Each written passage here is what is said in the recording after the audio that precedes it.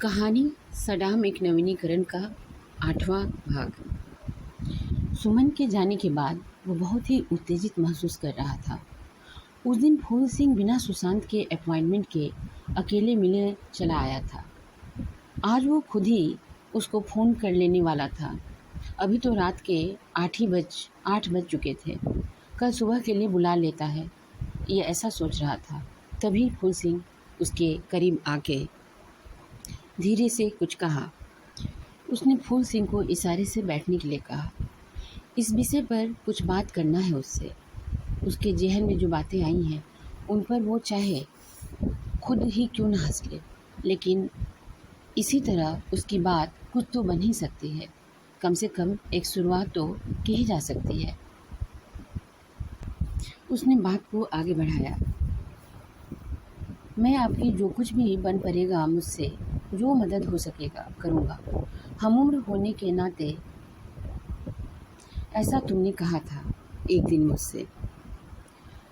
हमउम्र होने के नाते आपका तुम में बदल जाना कुछ ज़्यादा अटपटा नहीं लगा था। फूल सिंह को अपनी तरफ जैसे कुछ समझते हुए देखने पर उसने कहा, वही सलाम वाली बात के लिए, तुम्हारी नेतागिरी और तुम्हारे लोगों की। यार, इस दिमागी फितूर के लिए सचमुच मैं कुछ करना चाहता हूँ। सचमुच मेरे अंदर का लेखक जग गया है और ख़ास करके इस विषय को लेकर दिन प्रतिदिन प्रबल ही होते जा रहा है।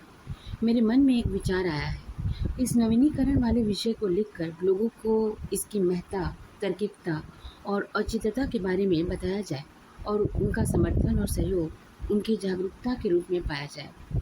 यह सारी प्रक्रिया माना कि बहुत धीरे धीरे आगे बढ़ेगी, इसमें वक्त लगेगा, मगर यह नवीनीकरण शीघ्र हो जाने वाला मुद्दा भी तो नहीं है।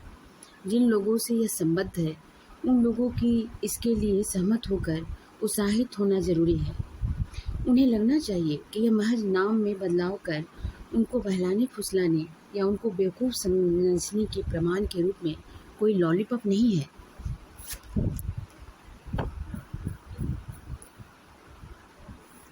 उनकी कुंठा और उनका आक्रोश इस समाज से, इस दुनिया से इस कदर है कि सहमत होने के बजाय अति शीघ्रता के अपेक्षा और उम्मीद में असहज होकर अन्यथा न ले लें और इसकी गहराई और सुदृढ़ता को समझ ही न सकें।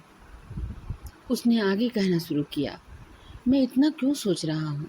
तुम सबका समर्थन, सहमति और सहारा चाह रहा हूँ अपने इस इरादे को उसके अंजाम तक पहुँचाने के लिए। अंदर ही अंदर मैं क्या सहमा हुआ और संकोचित नहीं हूँ? तुम जानते नहीं क्या, बदलाव होना, बदलाव लाना कोई नई बात नहीं है, हमेशा से ही होता रहा है। खास करके जब कोई बदलाव अपने में कोई सुधार, कोई कल्याण छुपाए हुए हो।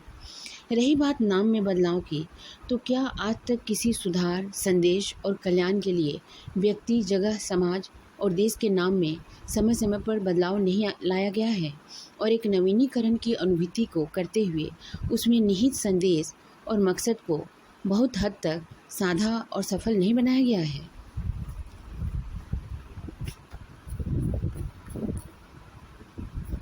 हाँ, तो तुमको कोई हिचक या संशय तो नहीं है?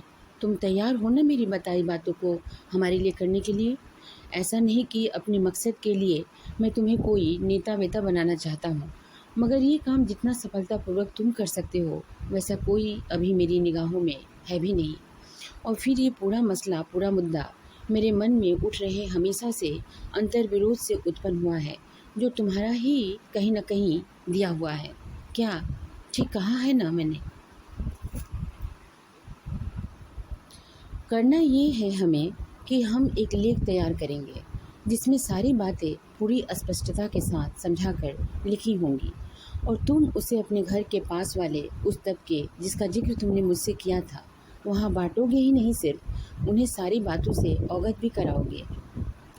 हम ऐसे और दूसरे मोहल्लों, पट्टियों, तबकों वगैरह में उसे धीरे धीरे फैलाएंगे और उन सभी जगहों पर चिपकाएंगे भी। चिपकाना और बांटना कोई महत्वपूर्ण काम नहीं है, वो तो मैं किसी और से भी ले सकता था। तुम्हारी महत्ता ये है कि अपने लोगों में तुम्हारी इज्जत है और तुम उन लोगों के लिए बहुत सारी संवेदनाएं भी रखते हो और जहाँ तक मुझे लगता है तुम ऐसे बहुत सारे काम उनके लिए करना ज़रूर चाहते होगे, मगर शुरू कहाँ से करो समझ नहीं पाते होगे, है ना? वो ऐसा मानकर चल रहा था जैसे वो जो कुछ भी सोच रहा है यूं का त्यों सब कुछ वैसे का वैसे ही होने वाला है। इसलिए फूल सिंह को जवाब में कुछ कहना भी होगा, इसका इंतजार किए बगैर अचानक से जैसे कुछ याद आ गया हो, फिर से बोल पड़ा। तुम अपनी किसी रिश्तेदार रश्मि राय की बात कर रहे थे जो किसी कायस्थ फैमिली में शादी रचा ली है। क्या नाम है उसका? हाँ, सुनील श्रीवास्तव। यहाँ एक डॉक्टर आती है, सरिता सुमन। इन्हीं लोगों की वजह से बहुत परेशान है। कुछ जगह ज़मीन के लफड़े का मामला है। वैसे पूरी बात मैं भी अभी तक ठीक से नहीं जान पाया हूँ। क्या तुम इसमें कुछ बीच बचाव कर कुछ सुलझा सकोगे?